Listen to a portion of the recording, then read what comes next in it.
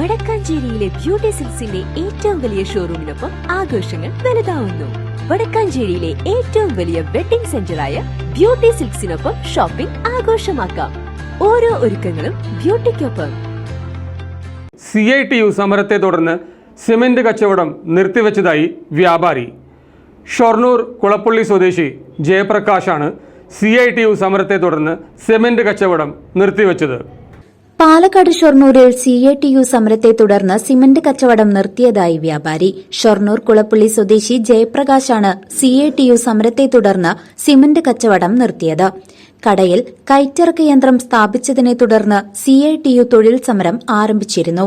ലോഡിറക്കാൻ കഴിയാതെ വന്നതോടെയാണ് കച്ചവടം താൽക്കാലികമായി നിർത്തുന്നതെന്ന് ജയപ്രകാശ് പറഞ്ഞു. എൻ്റെ കട നടത്താൻ ഇപ്പോൾ ഇവിടുത്തെ CITU തൊഴിലാളികൾ സമ്മതിക്കുന്നില്ല. അതുകൊണ്ട് ഞാൻ കട തൽക്കാലം അടച്ചിട്ടിരിക്കുകയാണ്. അല്ലാതെ വേറെ മാർഗം എൻ്റെ ഇതിൽ കാണാനില്ല. ഞാനിത് മുന്നോട്ട് കൊണ്ടുപോകാൻ എനിക്ക് കഴിയാത്തതുകൊണ്ടാണ് ഞാൻ കട അടച്ചത്.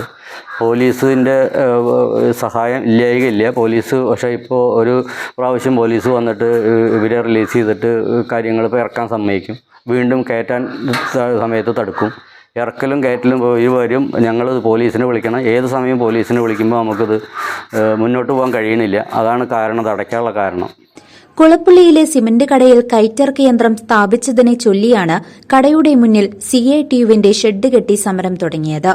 യന്ത്രം പ്രവർത്തിപ്പിക്കാൻ 2 ഓപ്പറേറ്റർ മാത്രം മതിയെന്നാണ് തൊഴിലുടമ പറയുന്നത്.